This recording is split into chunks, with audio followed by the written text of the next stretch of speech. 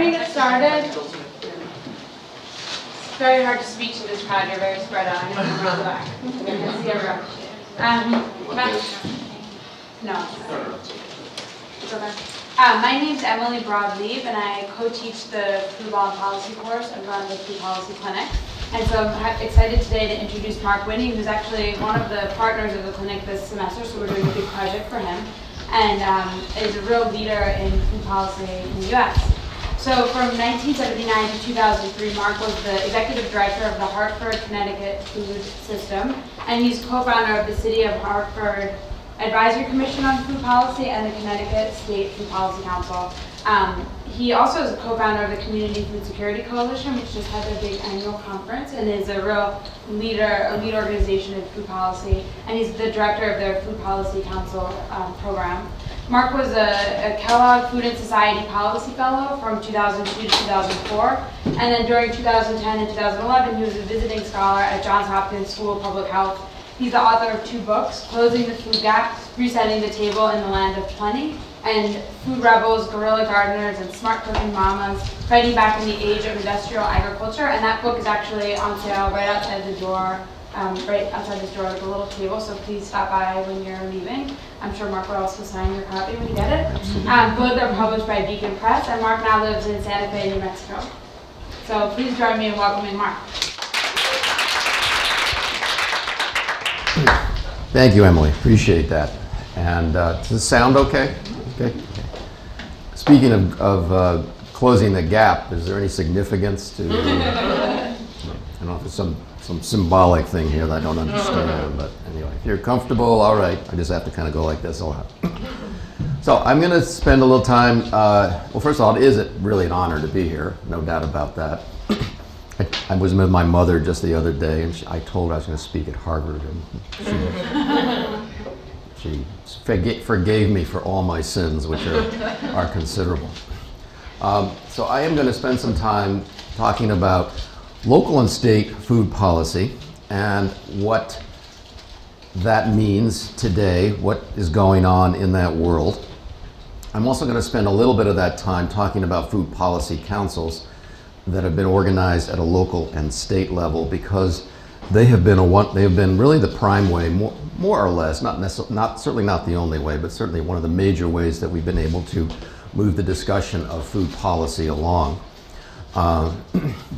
I've been, just to kind of review for you, if it makes a difference or not, I ran this organization called the Hartford Food System in Hartford, Connecticut for 25 years. Where I did all kinds of work around food systems, mostly in a low-income community, developing farmers markets, community gardens, supermarkets, co-ops, getting involved in actually establishing first a city food policy in the early 1990s, one of the first in the country, and then the State of Connecticut Food Policy Council in the late 1990s, which was the first state food policy council in the country. And I spend a lot of my time now working for the Community Food Security Coalition, which is a national nonprofit organization. And my time is spent primarily as a food policy council consultant. Capacity builder is now the term we're using. We used to call it training and technical assistance. Now it's all about capacity building. I'm still trying to get right with the lingo. So that's what I am doing now, plus my books, and hope you find those interesting if you choose to buy them. We're going to 1. Is that the time? Our time frame, or is it? We should be done by 1. That's when we turn into pumpkins. Okay. So let me go into maybe 20 to 30 minutes of presentation. Please feel free to raise your hands at any time, interrupt me, ask your questions, but I'll plan to go for that period of time, and then we can have a fuller discussion after that.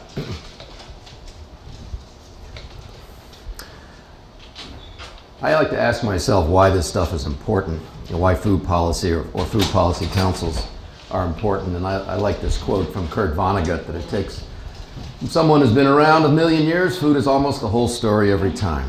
It really does seem to be a big deal these days.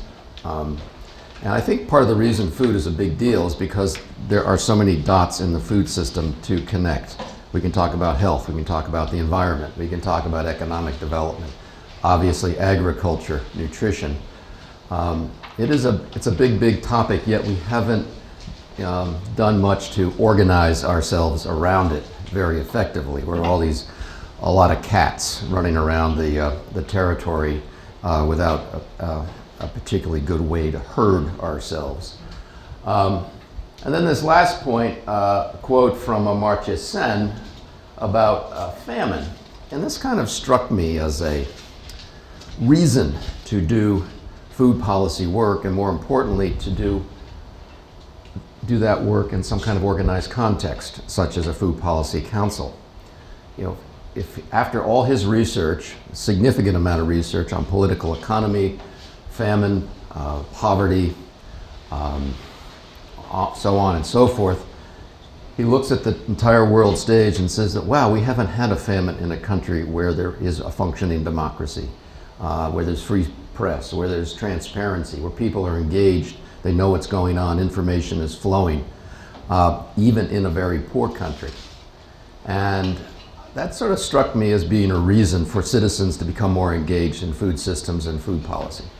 You know, it's about, to me, this is not so much about promoting good, healthy food. It's not so much about promoting justice, meaning equal access to good, healthy, and affordable food for everyone. It's not so much about even the sustainability of natural resources. All those things are very, very important to me.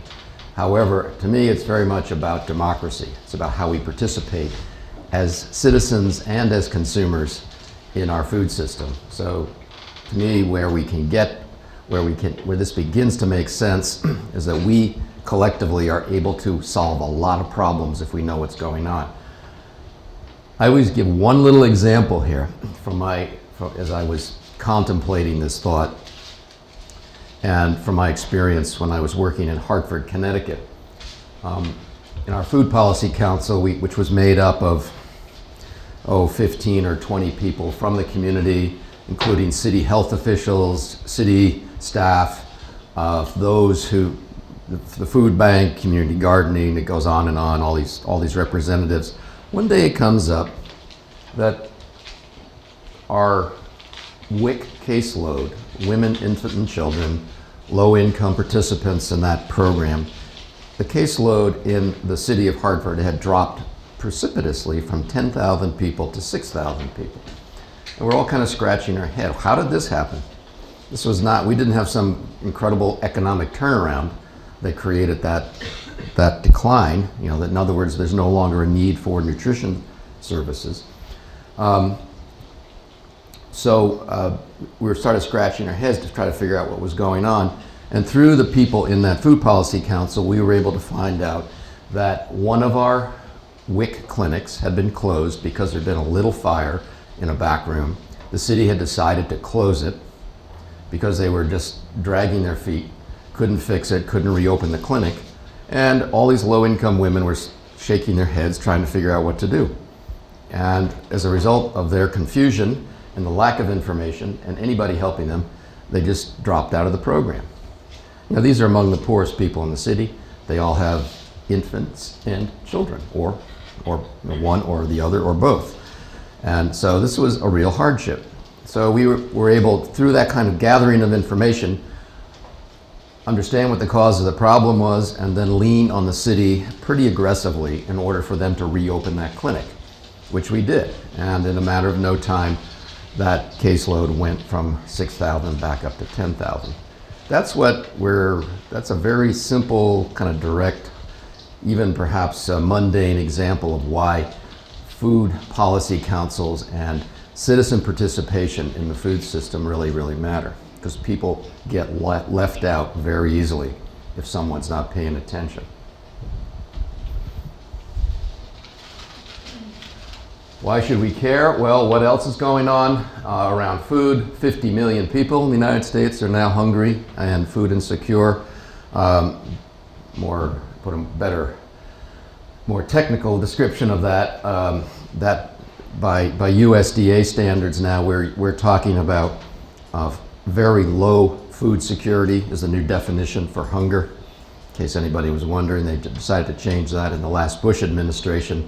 Didn't sound so bad. You know, we don't want to talk about hungry people. We want to talk about people with very low food security. The number of people in the SNAP program, formerly the food stamp program, is a record 46 million people. You may know all these numbers, but you know, this is what is going on in this country.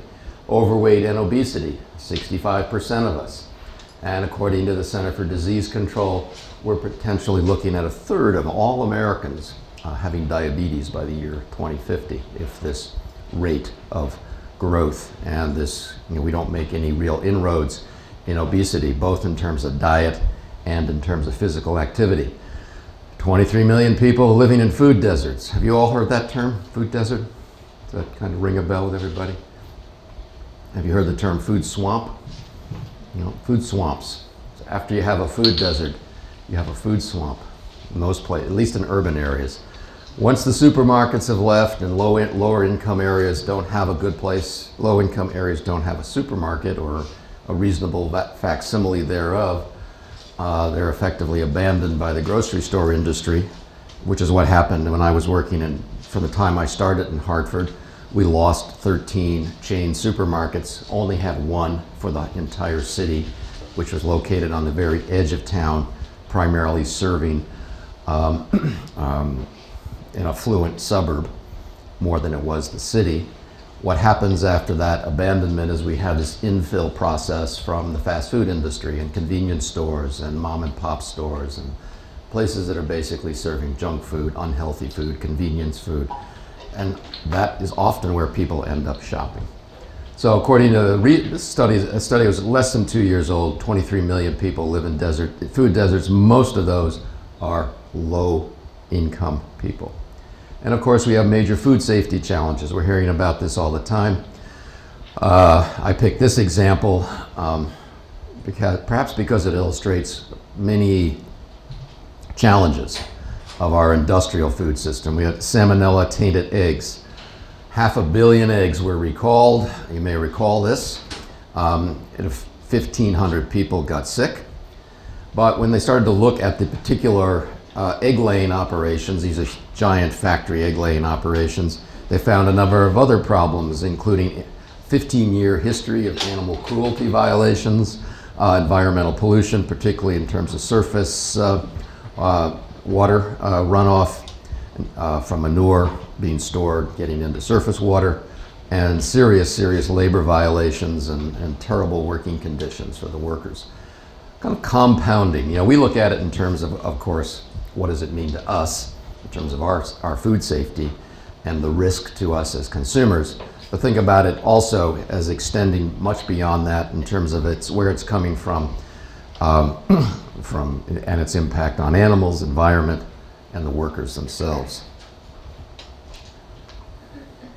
It's two screens I'm getting used to, so excuse me if I look like I don't know what I'm doing.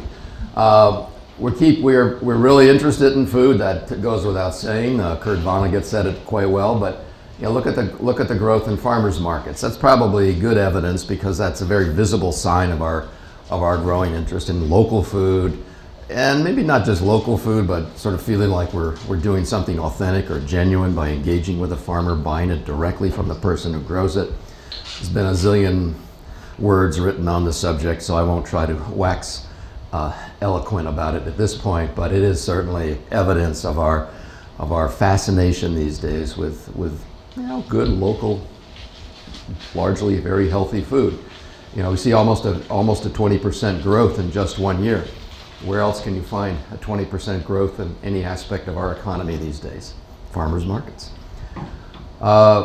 We neglect food as a significant factor within our economy. It's actually the second or third, depending on where you are, largest economic sector. If you take everything from, you know, soup to nuts to farm workers to busboys, all the money that gets moved around in the economy with respect to food, it's a big piece of our lives, our economic lives. Yet it rarely gets treated that way. It rarely gets treated with the same kind of, let's say, respect as, the healthcare industry. which is number one, of course, and might actually drop a little bit if food was taken more seriously. Citizens want a voice in the food system. This has been really clear to me as I kind of make my way around the country and listen to people talk about this issue. 150 food policy councils. These are places where local food system stakeholders get together and try to actually influence policy at a local and/or state level. About 15 or so of those councils are in Canada. We're actually working pretty closely with a number of our colleagues in Canada these days on food policy councils. And tomorrow I'm going to Oklahoma to speak to a group there that's organizing a state food policy council. I'm sure it'll be very different than my experience at Harvard, but it's going to be evidence, I think, of that growing interest. From there, next day I go to the state of Iowa, where I'm going to be speaking at the Iowa annual meeting of the Iowa Food Policy Council. We have literally thousands of food and farm bills being introduced every year at state legislatures. I work pretty closely with a group called the National Conference of State Legislatures.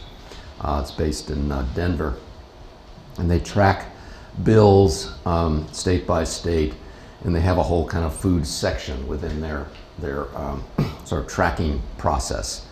And it's remarkable. I mean, and these are substantive bills. You see a lot of stuff where, we want to make, the Rhode Island red the official chicken of Rhode Island. No, it's not holding those things aside, or that, the praying mantis will be the official insect.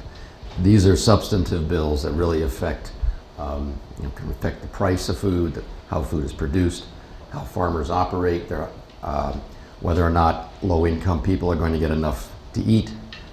So, and the political interest. As far as I can tell, every serious candidate who's been either suggested as a candidate for the office of mayor in New York City, or has already declared that they want to be the mayor, has a food platform. It's part of their political platform. I mean, where they're putting out reports. This one called Food Works by Christine Quinn, the speaker of the New York City Food Policy Council, is probably the best and most comprehensive. We see this now in Seattle. I know Boston Mayor Menino, right, has a food policy person. They call him a czar. Yeah. Czar. I hate that word, but anyway, czar or czarette. And that seems to be sort of, every mayor seems to have a food czar these days. But again, evidence of incredible interest in this topic. But in spite of all this, there's no city or state that has a Department of Food.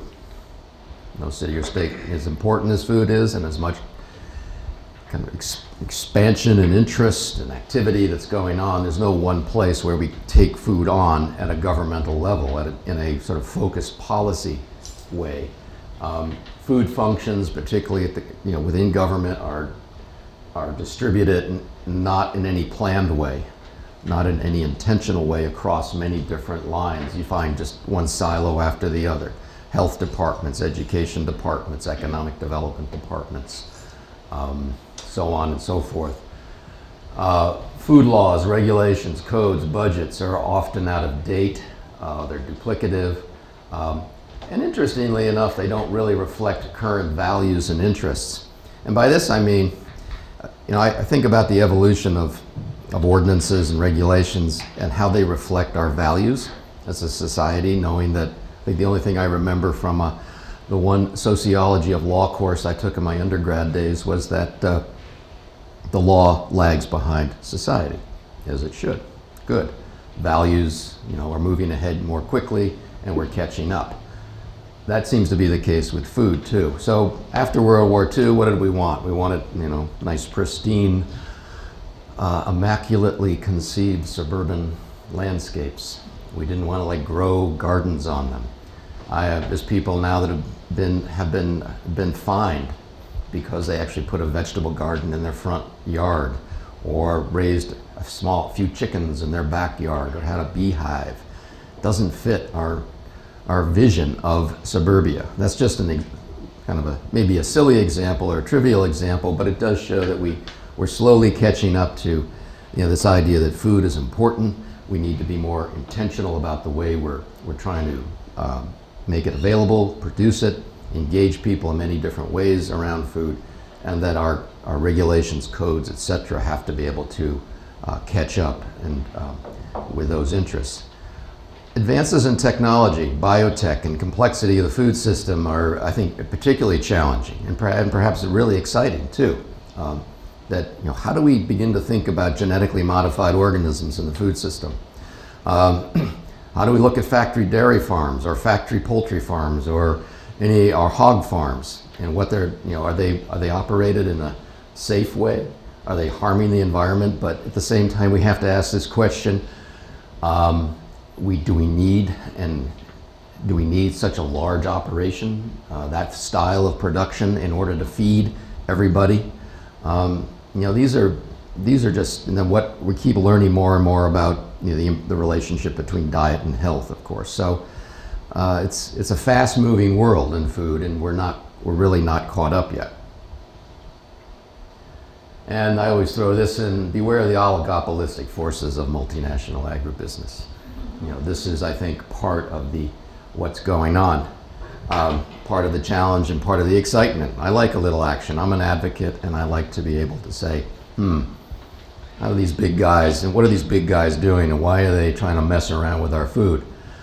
Preemptions have been the latest strategy. In Ohio, the city of Cleveland had indicated that it wanted to actually ban trans fats in the food system, in the way that New York City had done just 2 or 3 years before.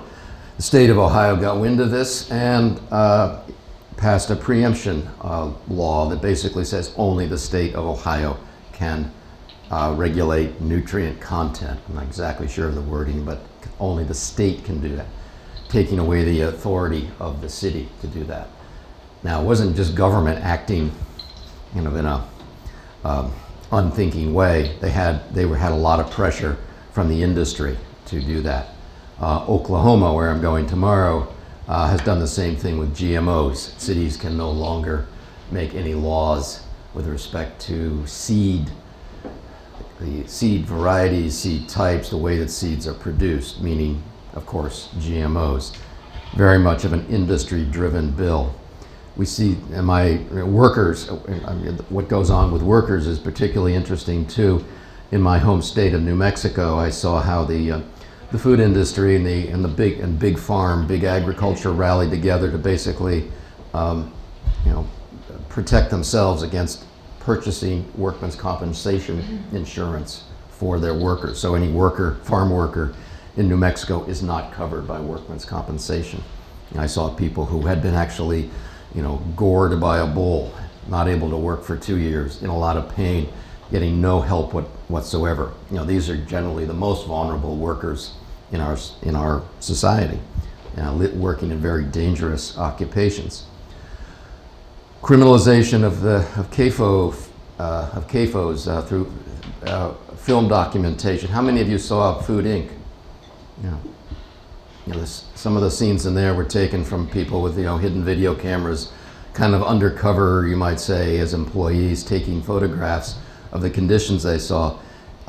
There's serious effort underway in Iowa, Florida, and there's a third state, can't remember which one it was, that would make that a criminal offense if somebody did that. McDonald's is in San Francisco. The city of San Francisco banned the little premium toys that are put into the Happy Meals at McDonald's, because and rightly so, they realize that that's a lure, brings children in. They're going to consume lots of Happy Meals. That adds lots of weight. Happy Meals are not very happy. There's 640 calories in one Happy Meal, and a child between the age of 4 and 8 that's over half the calories that a child between the ages of 4 and 8 should be getting on a daily basis. In McDonald's and other fast food places are fighting back real hard on that. So that's kind of what's going on, and quick shot of what's happening in terms of the food system and why food policy matters. Now I've done a lot of, I'm going to actually skip, I'm only going to have you take a look at this last bullet point. I couldn't find a good definition of food policy, so I made up my own, and actions and inactions at all levels of government that influence the supply, quality, etc. of food. And for me, food policy it's not just the laws, it's not just the ordinances, it's not just the regulations or budgets and so forth. It's not just the official actions of government. There's a lot of unofficial activity as well. If a mayor decides food is important and makes a lot of noise about it, that's a policy action. If the governor's wife, and I've seen this in 2 states now, where wives of 2 governors have shown particular interest, not even counting Michelle Obama, have shown an interest in food, that really does express their policy interest. There's lots and lots of ways to find policy percolating through government. I find it particularly in my work, I found it very much in the way that relationships are built among people who are working together. The food policy councils I've been a part of, we've had government representatives and private sector people working together. And over time, you really begin to understand what each one does and how each one can perhaps influence the food system. My favorite example in that is when I was working in Connecticut, the Food Policy Council there. We had a guy on the council whose name was, he was from the state's Department of Transportation. And like a lot of departments of transportation, he was basically kind of a pavement guy. He'd like to lay down that pavement. More cars and more better. Wasn't terribly interested in public transportation, and it was the kind of guy who had not eaten a vegetable since 1976. And his name was Ralph. And Ralph was particularly obnoxious and just sort of like almost wanted to derail the work of the Food Policy Council. And so one day I took him aside. I said, "Ralph, you seem to have some problems with what we're doing here. Can I help you in any way?" And he looked at his watch and he said, "No, I'm sorry, I can't talk now. I need to go to a retirement party for one of my employees." And he invited me to go. And I said, "Oh no, I'm not sure I really want to do this." But I said, "This might be a moment for me."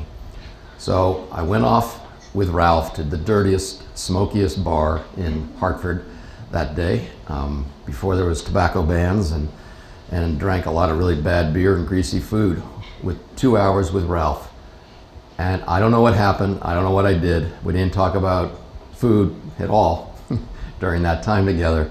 Next meeting, Ralph comes back and he says, "Wow, I've been thinking about this food policy thing. The Department of Transportation can run more shuttles to connect low-income elderly people to supermarkets. We have these shuttles. We just need to figure out how to do that." The Department of Transportation puts out a map every other year that's a specialty map, some special feature of the state of Connecticut. We can feature food. So we created this incredible map that that basically highlighted 400 places in the state where consumers can buy food directly from farmers. Farmers markets, pick your own, vineyards. The map even won an award for map contests, whatever it was. People got very excited about this. Ralph got on board. Ralph became a player. And it was very much a result of building that relationship. So I have to say to you that a good part of policy work, in any aspect certainly, but certainly with food, is about relationship building. Let's see. I'm going to just say a couple of things about the membership of food policy councils. They represent a wide swath of your food system. I don't want to go into too much detail about how they actually operate. They do tend to be advisory. They don't have any specific authority other than to provide reports, make recommendations, that kind of thing. But they don't make policy. But they are a body of experts, and as such, they begin to actually come together and say, this is what's going on in our food system, this is what we have to do, and we make recommendations to our elected officials, usually the mayor or the governor. And they can do it very aggressively, or they can be very kind of quiet and back room. but that's primarily what they do, and they can be very effective. They also work, there's a lot of synergy across government, and this is another aspect of policy. A program that is, that is created by the federal government, for instance, is often, with funding attached to it, sends money on down to the state agencies for distribution. One example is the food stamp program, SNAP, administered by state social service or human service agencies. They have different names in different states. And a food policy counselor or any group of attentive citizens can make sure that this money gets spent well, that people who need to be served are being served, and that the state or the city are taking advantage of all the opportunities that might be available. We found many cases. I gave you the case of the kind of the WIC program. It's federal money going down to the state, going down to the city, not being used well. And our knowledge of all three levels of government was able to make sure that those funds were being used for needy people. We found a case in New Mexico where a person in the state health department had decided, for some capricious reason, to not submit a grant application for a program that would help senior citizens buy more fresh fruits and vegetables at farmers markets. He just wasn't in the mood that day. It's really what it came down to. And we made a big stink about that. We found out we had 24 hours left to prepare that application and get it in. And we were able to put pressure on him to do that. If we hadn't been able to do that, we would have lost $200,000 of benefits for low-income seniors. So these are just little examples of how understanding those connections between different levels of government can make a difference. Organizationally, food policy councils come in all shapes and sizes, but many are actually created by state statute or a local ordinance. Connecticut's and Massachusetts now has a state food policy council, were created by state statute. Our city of Hartford Council was created by an ordinance. And executive orders, simply the governor issues an executive order establishing a food policy council. The limitation there, of course, is that the food policy council only lasts as long as the governor. I mean, that the governor is actually appointing the people to it, and his order essentially expires when he or she leaves office. And this has hamstrung a number of groups in a number of states where they've used that method. But it's also a more expeditious way to organize a food policy council. And they also can be organized independently. In New Mexico, our food policy council is completely independent of government. That's the way people are in the West. They want to be independent of everything. And it's actually worked rather well. I've been surprised when I went there from Connecticut, where I wanted everything to be kind of buttoned down, and everything out there was very loosey-goosey. It worked for them. I don't think it would work in Connecticut or vice versa, but it worked in that case. They do have good working relationships with government, but otherwise they operate independently and more as an advocacy organization. They spend a lot more time lobbying the state legislature than other groups. All right, let's look at some actual activity, kind of wind this down. Some activity that food policy and food policy groups. One area that's becoming quite popular these days is making sure that food and agriculture get included in local plans of conservation or sustainability or development. This is a tool that's used by city and county government, and sometimes state government as well, to sort of carve out a long-term vision, or at least a 5 to 10 year vision anyway, for their community. And typically we haven't seen food included in that. All these plans about what we're going to do with this land, where we're going to put development, what are we going to do about water, where should the subdivisions go. A lot of that hasn't in the past taken food and farming into consideration. Good example of that is in Missoula, Montana, where the Food Policy Council actually has a seat on the subdivision board for the county. And over 3 years now, I was just there. 3 years now, they have actually been able to influence 26 different subdivision proposals to make sure that as much prime farm and ranch land as possible is protected. And they do it in some very creative ways too. They're working with soil maps, they're looking at all kinds of things that planners typically use, but they have put the preservation of farmland and ranch land, first and foremost on the agenda of the city and county's sort of long-term planning process. Cleveland and Kansas City, like many other cities, have changed their zoning code to accommodate community garden, urban agriculture, farmers markets, many examples of actually changing the zoning code. This is what I mean, where how we have changed, our values have changed over time. Nobody would have ever thought about those things 10 years ago in terms of zoning, that we should allow for community gardens or urban farming. I mean, why would you want to even bother doing that? The highest and best use of land in any community supposedly is to have it developed.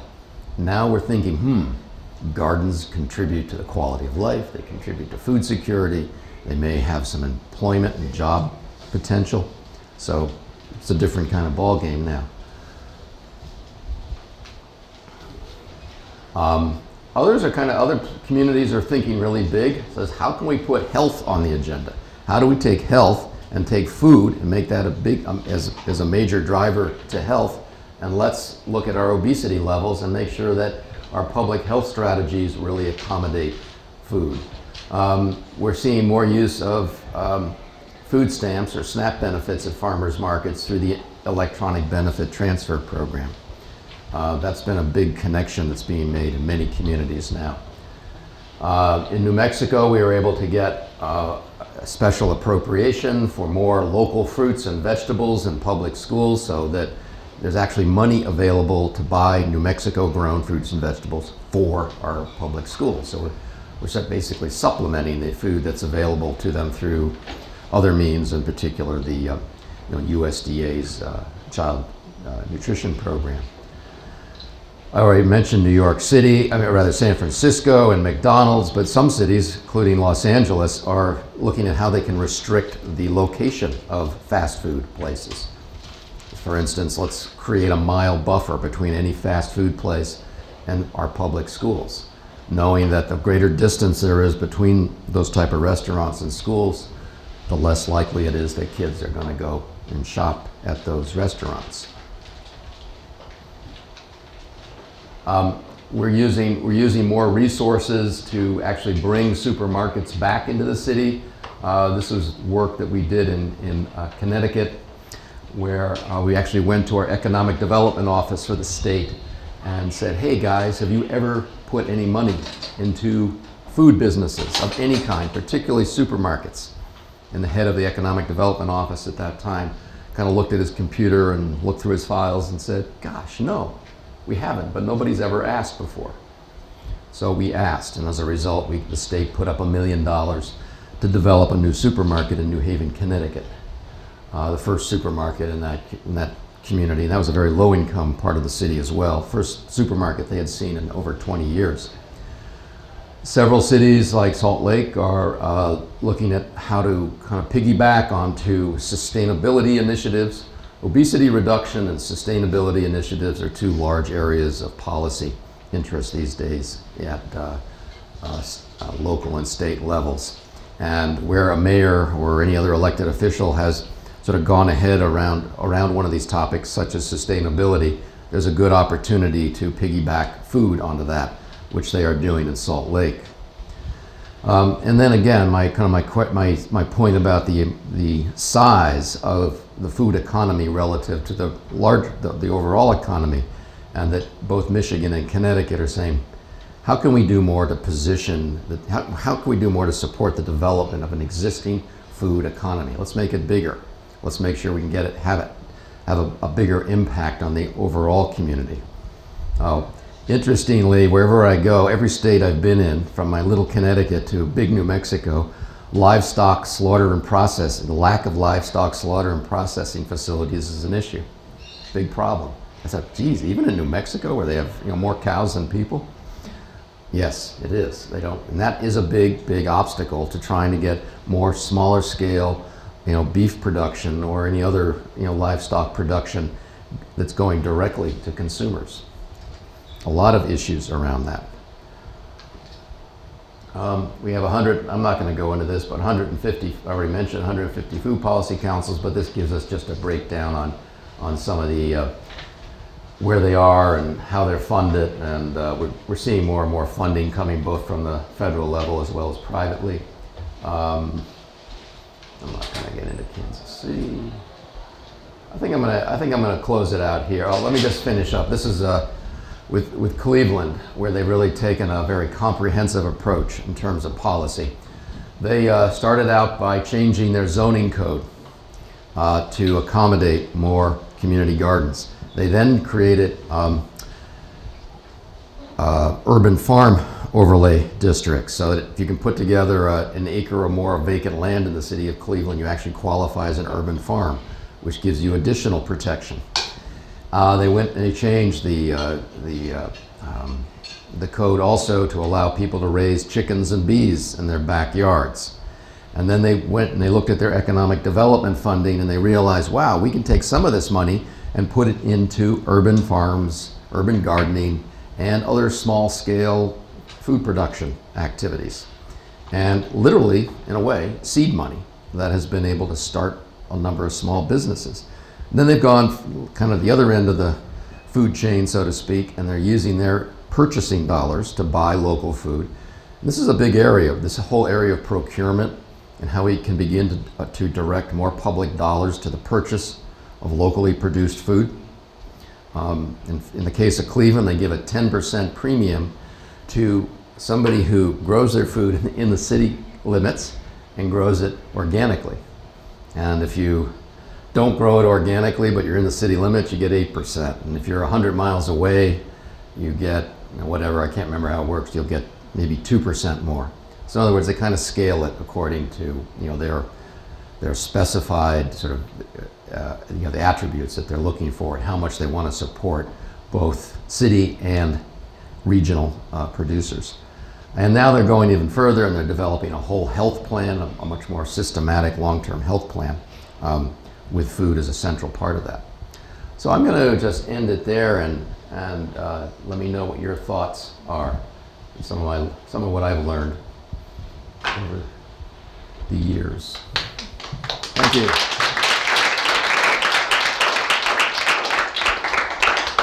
Comments, criticisms? Yes. Do you see any role or how it would be possible to kind of have an overarching coalition of these food, these councils? Because it seems like this is working at the local and even state level, but at the national level, I mean, I read this morning how, there's a big ag bill that's being snuck into the super committee. It seems like there is no lobby at the federal level. I was wondering if you could see any way to connect. Well, there are lobbies at the federal level on all kinds of food issues, but we don't have an overarching food policy, kind of local state food policy network yet, and it's something we'd like to establish.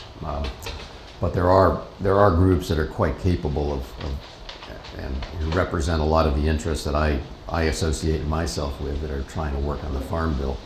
That case has been particularly bad because it's just such a, they're just kind of going against every principle or every democracy that I'm aware of. So, but we're moving in that direction, hopefully. Anyone else? You mentioned that there's no food department in any city that's just spread out. Do you think that would be desirable for everything to be under one department? Good question. I actually don't think it would be a good idea because it's just the way bureaucracies form, and they become bureaucracies. And I like the flexibility of sort of a multidisciplinary approach that is embodied in something like a good working food policy council. I think is probably the most effective way to do it, because you really can bring together all those different groups in the city that have anything at all to do with food, as well as those that don't. So I think that's probably still the best model. Well, thank you first of all. Oh, you're welcome. Sure. Yeah. Do you know of a food policy council that has worked on green waste collection and compost production for urban growers? And They have. I can't off the top of my head give you an example, but that is composting waste. I mean, even when we were, for instance, when we were in, when I was in Hartford, we worked with our public works department to try to organize the kind of leaf waste collection and compost that and make it available to people, because of where they would take it to some remote yard where nobody could even get to it. And so we started to make it more public. You know, be proud of our compost, not try to hide it away somewhere, which is pretty much what they tried to do. So there are groups that are there. A lot of people are doing that, but you know, a lot of groups begin to say, well, how do we think about the food system, you know, from seed to waste, and municipal composting, just waste management is very much a part of that. It seems like that would be a next step for Boston, something we're not quite. Yeah, and I don't know what they're doing now, but yes, I'm sure it would be absolutely something to look into. What has industrial agriculture's reaction been to the rise of these food policy councils? I don't think they're as concerned about food policy councils per se. They're really concerned about some of the other, like Food Inc., Michael Pollan. I mean, a lot of that, they have put together, the American Farm Bureau has put together a $30 million war chest in the last month or two that is supposed to inform and persuade consumers that the food produced by the industrial food system is safe, healthy, and necessary. So, like saying, all right, we're a lot of hungry people. The way we produce food is absolutely safe. I mean, it's a very, I mean, it's a well orchestrated campaign. Lots of op-eds. They're bringing on, you know, academics who will, you know, testify on behalf of their practices, that their practices are fine. A lot of PR work. I mean, I could go on and on about what they're doing, but it's very much a case of the industrial food system recognizing that, or feeling a threat, feeling that, you know, consumers getting angry about the food that is being produced, more people speaking out, more documentaries, just more background noise on this is really beginning to hurt them. And so that's why they're organizing and putting up some serious money to try to persuade us. I guess, sort of speaking of that, would a food policy council get involved in maybe fighting against where some large companies are kind of co-opting the whole local food movement, for example? Oh, you can get it local and organic at Walmart, and that kind of thing, or even your local supermarket, only putting up signs and saying no, everything's local, just because they know that gets people's attention. Is that something that the food policy council? Potentially. So far, I haven't seen food policy councils per se be able to really take on, you know, the most controversial issues when it comes to, you know, really large food, you know, food corporations, whether it's Walmart or even or CAFOs, that kind of thing. It's been, or Monsanto.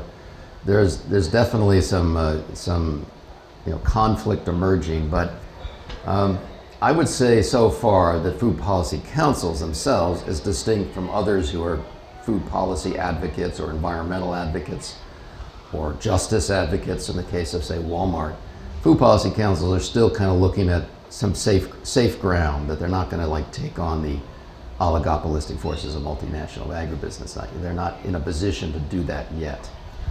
But it also sounds like they're very important for getting out ahead of all that, making the community aware of these issues, right. And laying the That's groundwork right. for things like the zoning. Right. I mean, we're trying, for instance, in Santa Fe, we're trying to, you know, make it clear that hunger and food security and so forth are very much related to high wages. I mean, that, you know, that we actually have a living wage ordinance in the city of Santa Fe. Anybody working there has to get paid $10 an hour, which is not exactly living wage, but it's a lot more than minimum wage.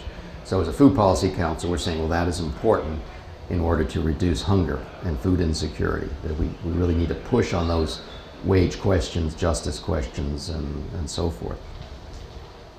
But it's still, you know, food policy councils are beginning to be a little bit more picking that low-hanging fruit still, and now moving into some territory that, while still not real controversial, is at least pushing the envelope. As an individual who might be getting involved in these types of things, I wonder if you would, it's the kind of thing where we would recommend doing that groundwork kind of work first, or just jumping right in and sitting on the board of the community farm. I kind of got involved in a lot of different things, and it's just an interesting. I guess you just take your talents. Sorry, it kind of depends on where you're at right now. But I always think jumping in is good. I mean, if you're feeling passionate about it, jump in. Anyone else? All right. Well, thank you.